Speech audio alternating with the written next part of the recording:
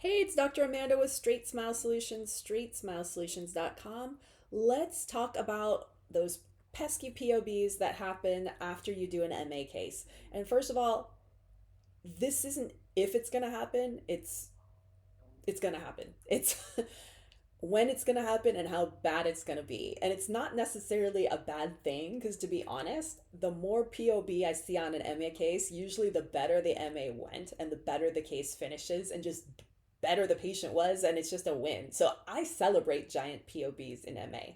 Now, from my experience, there's wings and there's blocks. Which one causes more? There's pros and cons. I have a lot of content on this. I always hesitate to give criticism about anything with Align Technology or Invisalign because they like to be very litigious, and it's been a while since I've had a confrontation with such a big company, but I don't ever plan to do that again. So I'm not saying anything bad. I'm saying great. POBs are wonderful with Invisalign. It means your patient was compliant.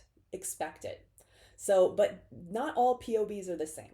And I don't know if it's just the anatomy of the patient or the bite force, or perhaps it's the angulation of the jaw and how the forces are loaded, what they eat, how much they're wearing it, if they're wearing it when they're eating or not. I don't know. There's so many variables. I see all kinds of different POBs. Sometimes we have like a full POB, which the back teeth aren't touching at all. Like it's like literally floating and we only have anterior contacts. That's what I want. That is so easy to fix.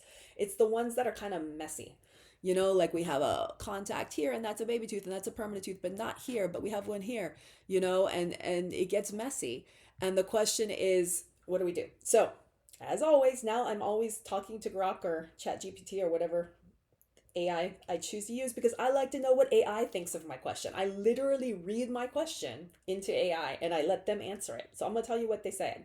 And it's not wrong. So they said, to fix a posterior open bite at the end of the mandibular advancement phase of Invisalign. That's different than a regular Invisalign POB. Two totally different things, okay?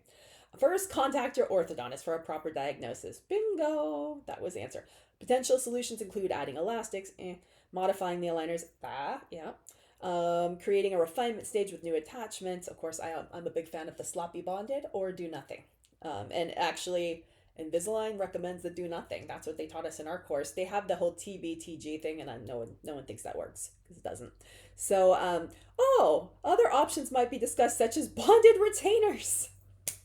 Oh, yay, I think I came up with that. Depending on the underlying cause, even surgical intervention. No. I mean, what? Who came up with that? Unless this was a jaw surgery case, but why? I mean, I guess you could do an MA case and then turn it into a jaw surgery case, but it doesn't really make sense. So, yeah. And then they went over all the different stuff. So, I'm laughing. I think I came up with a lot of this stuff.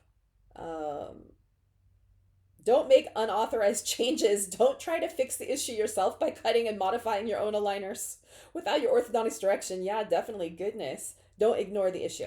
Yeah. So lots of different options. I mean, like I said, every single MA case is a puzzle, and you have to use your puzzle brain to figure out how to settle the bite. It's not that stressful. It's not that hard. There's always a way to do it. It's just a matter of what works for the patient, the parent, and you and your office isn't always what's best for the patient. So we're trying to come up with the best options and pick the right option for the patient. Now, keep in mind, it is November. We're going into holiday season.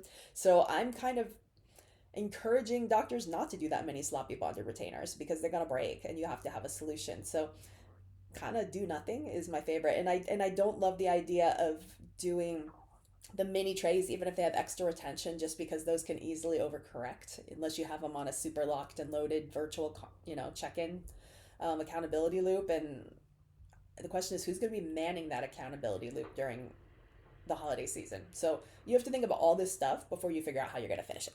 All right, thanks.